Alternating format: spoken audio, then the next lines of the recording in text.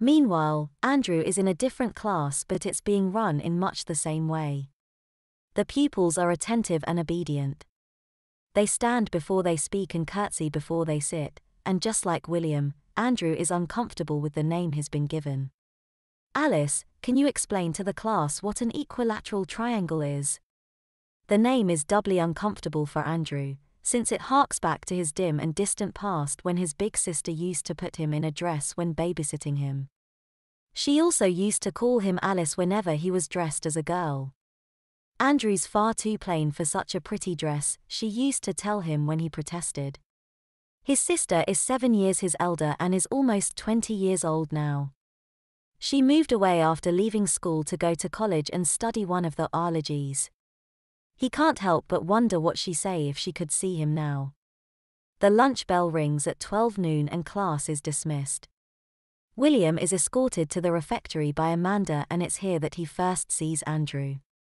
"What happened this morning?" Andrew asked. With his head hung low, William told his friend that he'd got up early, around 6 a.m. and snook out the house before his mum or dad were up and just hung out, trying to avoid people in general.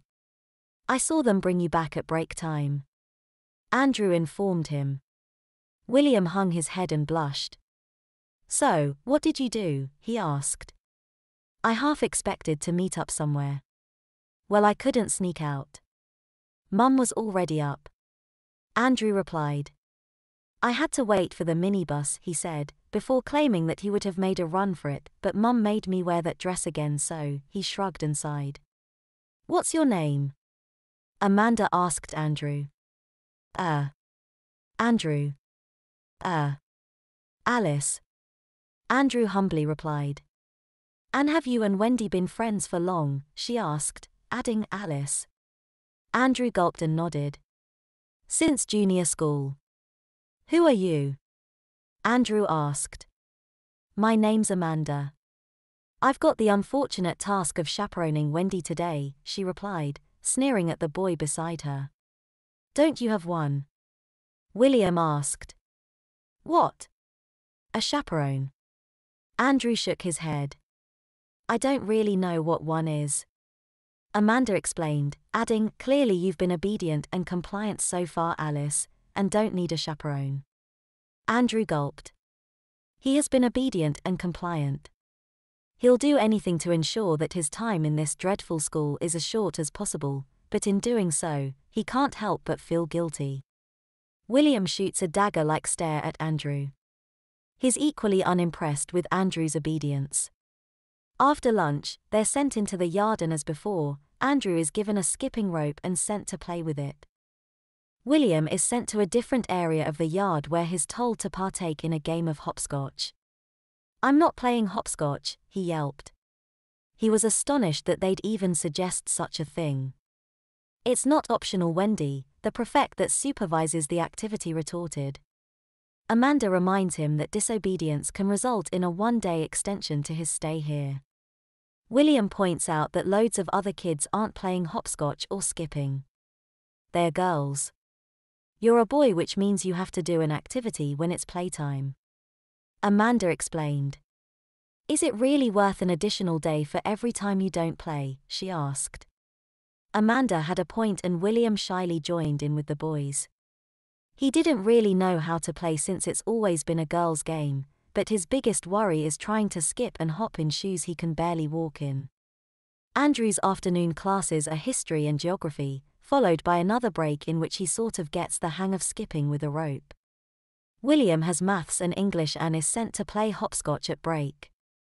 The next time he and Andrew get changed to speak is on the minibus home, but the other boys wanted to know all about the events this morning, when the prefects went on a boy hunt. William added spice and color to his version of events, making his evasion and eventual capture much more dramatic than it actually was. "Are you gonna do the same tomorrow?" Andrew asked. "Dunno.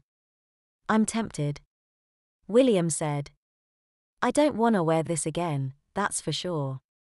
"Me neither, but I reckon it's better to just go along with it than risk being suspended for 3 or 4 weeks instead of just 2. Andrew wisely replied. I hope I don't have to wear this again though, he said, referring to the dress slung over his forearm. The same dress that Mrs. Arkwright had given him the previous day, and the dress he'd worn this morning when he boarded the school minibus. Amanda said we've got to keep our uniforms on when we're doing out homework. William told Andrew. Are you gonna? Nah. William replied. Not if I can help it anyway. One by one, they boys are dropped of outside their houses and eventually it's William's turn. Andrew watches through the minibus window as William walks toward his front door, wide open and occupied by his parents. Each wears a most disgruntled expression. When Andrew's dropped off, his mother Aslo waits at the door.